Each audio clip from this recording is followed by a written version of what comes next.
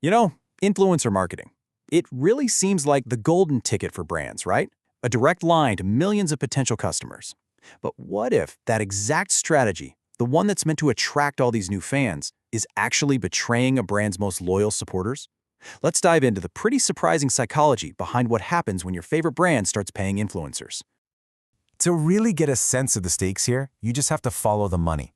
In 2022 alone, the global spend on influencer marketing hit a staggering $16.4 billion. That's more than double what it was just 3 years before. It's this massive industry-defining trend, and it's all built on one pretty simple idea. The return on investment is just, well, it's incredible.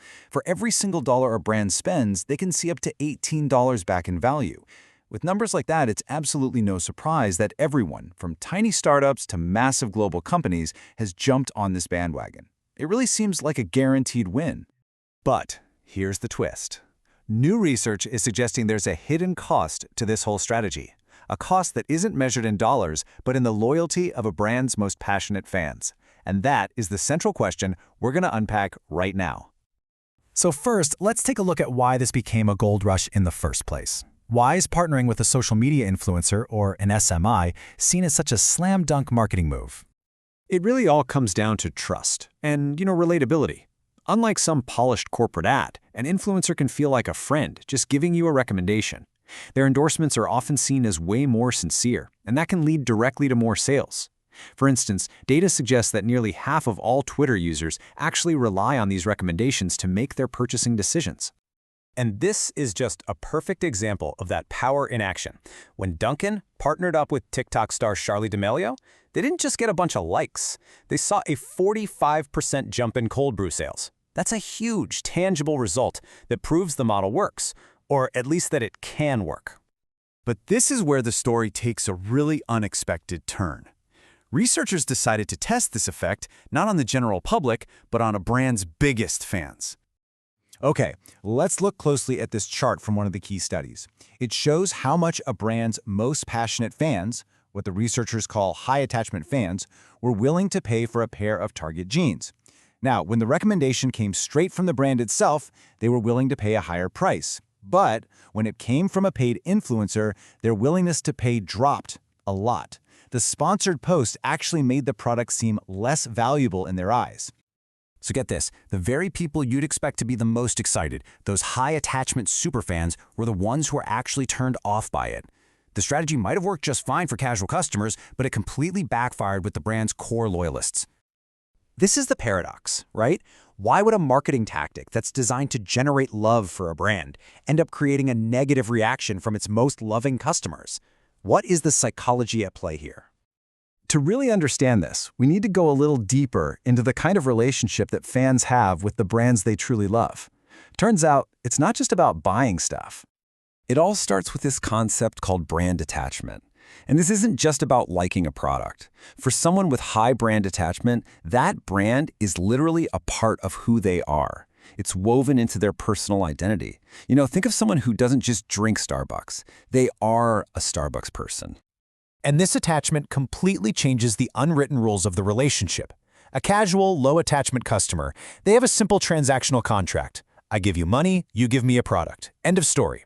But a superfan, they have a relational contract. They expect things like loyalty, fairness, and to be treated with respect, almost like they're in a friendship. And this is the key. When that superfan sees their favorite brand paying an influencer, someone who often just looks like a regular person, it doesn't feel like marketing. It feels like the brand is giving special, preferential treatment to someone else, someone who hasn't earned that loyalty like they have. The research paper actually calls this a contractual norm violation. It breaks those unwritten rules of fairness. The superfan is thinking, hey, I love this brand for free. I tell all my friends about it. Why are you paying them? And this can lead to feelings of envy, even resentment. The brand has been, in their eyes, unfaithful. But hold on, the story doesn't end there. This negative effect, it's not universal. The research has found some really specific conditions where influencer marketing can still work perfectly, even with those superfans. This insight really isolates the problem. The backlash isn't about an influencer just talking about the brand. If an influencer posts about a product because they genuinely love it with no paid sponsorship, superfans are totally fine with it. The negative reaction is triggered specifically by the payment. So to put it as simply as possible, it's not the messenger that's the problem, it's the paid message that creates that feeling of unfairness. The authenticity is gone, and that sense of betrayal starts to kick in. And there's one other huge exception. If the brand's superfan also happens to be a superfan of the influencer, the whole problem just vanishes. When there's high attachment to both the brand and the person, the partnership doesn't feel like a betrayal at all. It just feels like two of your friends getting together. That connection to the influencer completely neutralizes the negative effect. So, what does this all mean for brands? Well, this research doesn't just point out a problem. It actually gives us a really clear roadmap for how to do influencer marketing smartly. Okay, so here's the playbook. First, brands have got to recognize that their most loyal customers are not like everyone else. They're operating on that relational contract. Second, if you're going to use influencers, you have to pick ones your superfans already follow and admire.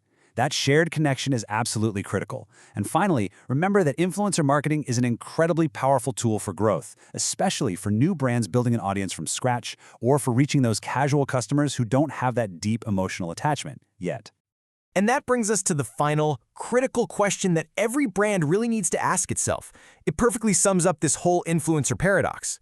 Is the potential reward of reaching new audiences worth the risk of alienating the very people who built your brand in the first place?